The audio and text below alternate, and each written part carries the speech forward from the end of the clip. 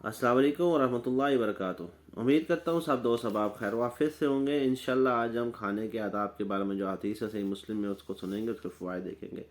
हज़रत इब्ने अब्बास रज़ियल्लाहु अन्हु रवायत करते हैं कि रसूलुल्लाह सल्लल्लाहु अलैहि वसल्लम ने फरमाया, जब तुम में से कोई शख्स खाना खा ले तो अपनी उंगलियां साफ ना करे यहाँ तक कि उन्हें चाट ले या चटवा ले। इसे सही बुखारी और सही मुस्लिम ने रवायत किया है।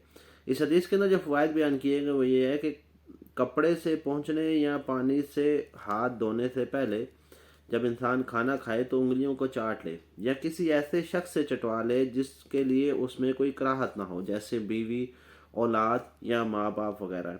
क्योंकि इसका जो हुक्म है वो दिया गया है और इसकी इल्लत और हिकमत के बारे में अल्लाह के नबी सल्लल्लाहु अलैहि वसल्लम अल्लाह ताला जानते हैं, जैसे दूसरी हदीसों में खाने की बरकत के ताल्लुक से बयान किया गया है। दूसरी हदीस में हज़रत काब बिन मालिक रज़ी रवायत करते हैं कि मैंने रसूलुल्लाह सल्लल्लाहु अलैहि वसल्लम को 3 उंगलियों से खाना खाते हुए देखा, फिर आप खाकर फारिग हो गए तो उनको चाट लिया। इसको सही मुस्लिम ने रवायत किया है। इसमें भी 3 उंगलियों से खाना खाने का हुक्म दिया गया और इसकी आदत बताई गई है, क्योंकि 3 उंगलियों से कम खाना मुतकब्बिरीन की आदत है और पूरे हाथ से ज़्यादा खाना ये हिर्स की अलामत है। इसलिए सबसे बेहतर तरीका जो दीन इस्लाम ने बताया, नबी करीम सल्लल्लाहु अलैहि वसल्लम की सुन्नत से हमें पता चला कि वो ये है कि 3 उंगलियों से खाना खाना चाहिए और हस्बे ज़रूरत अगर उंगलियां ज़्यादा करने भी पड़ जाए तो ये जायज़ है। इस तरह हाथों का इस्तेमाल भी जायज़ है, लेकिन इसमें जो सुन्नत तरीका है वो ये है कि उंगलियों को 3 उंगलियों से खाना खाया जाए, ये सबसे बेहतर है। और फिर खाना खाने के बाद उंगलियों को चाट लिया जाए।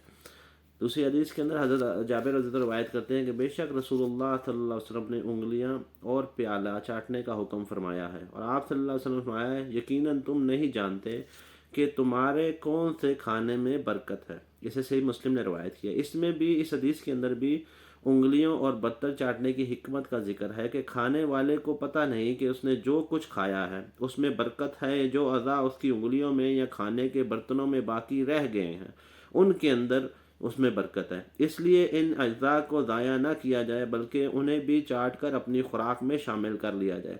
मुमकिन है कि इन्हीं में बरकत हो और वह इंसान की सेहत और क़ुव्वत के लिए ज़्यादा मुफीद हो। इसके अलावा इसी तरह इंसान अल्लाह की नेमत की नाकदरी करने से भी बच जाता है कि जितनी उसको ज़रूरत होती है वो उतना सालन डालता है, खाने के बाद अपने उंगलियों को भी चाट लेता है और अपने प्याले को, प्लेट वगैरह को, बर्तन को भी साफ़ करता है। हज़रत जाबिर रज़ी अल्लाह अन्हु दूसरी रिवायत में फरमाते हैं कि रसूलुल्लाह सल्लल्लाहु अलैहि वसल्लम ने फरमाया कि जब तुम में से किसी का लुक़मा नीचे गिर जाए तो उसे उठा ले और उसमें जो गंदगी यानी मिट्टी वगैरह लग गई हो उसे साफ़ कर ले और खा ले। उसे शैतान के लिए ना छोड़े और अपने हाथ को तौलिए से ना पहुँचे यहाँ तक कि अपनी उंगलियाँ चाट ले, इसलिए कि वो नहीं जानता कि उसके कौन से खाने में बरकत है। इसे सही मुस्लिम ने रवायत किया है। इसके अंदर भी गिरे हुए लुक़मे को उठाकर उसे साफ़ कर कर खाने का हुक्म दिया गया है, जिसमें एक तवाज़ो का इजहार है और अल्लाह की नेमत की नाकदरी से इज्तनाब भी है।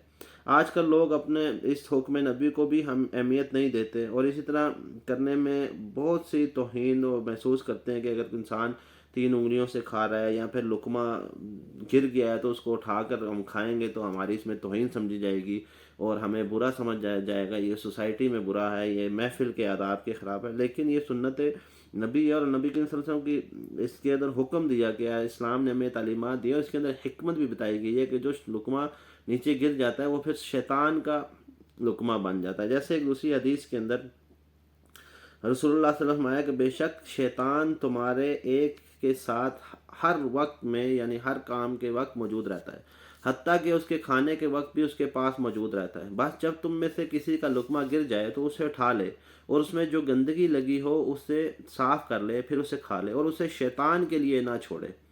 फिर जब खाना खाकर फारिग हो जाए तो उसे अपनी उंगलियां चाट ले, इसलिए कि वो नहीं जानता है कि उसके कौन से खाने में बरकत है। इसे भी सही मुस्लिम ने रवायत की। इसके अंदर वजाहत के साथ बता दिया अल्लाह के नबी सल्लल्लाहु अलैहि वसल्लम कि शैतान तुम्हारे साथ हर काम वक्त मौजूद होता है। कोई लकमा गिर जाता है और इंसान उसको उठाकर नहीं खाता है तो वो शैतान की खुराक बन जाती है।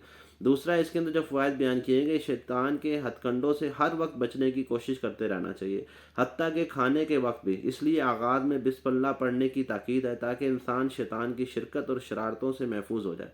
और गिरे हुए रकबों को छोड़ देना और उसे ना उठाना गोया शैतान और उसके चेले के जो वसवसे हैं उनके अंदाज़े के फरमा उनका खुराक बना देना उनके लिए कुछ چیزیں اپنے کھانے میں سے حصہ چھوڑ دینا ہے۔ اسی طرح برتن کو چاٹ کر صاف کرنا، برتنوں میں سے کھانا چھوڑ دینا ضروری نہیں سمجھتے، یعنی یہ بہت بری بات سمجھی جاتی ہے، اس لیے ان عادتوں سے بچنا چاہیے، اور امت محمدیہ کو جو ہے نبی کریم صلی اللہ علیہ وسلم کی تعلیمات اور اسوہ حسنہ سے پر عمل کرنا چاہیے تاکہ اس کے فوائد حاصل کر سکیں۔ اللہ تعالیٰ ہمیں دین اسلام پر عمل کرنے سے قائم کرنے کی توفیق عطا فرمائے۔ السلام علیکم ورحمۃ اللہ وبرکاتہ۔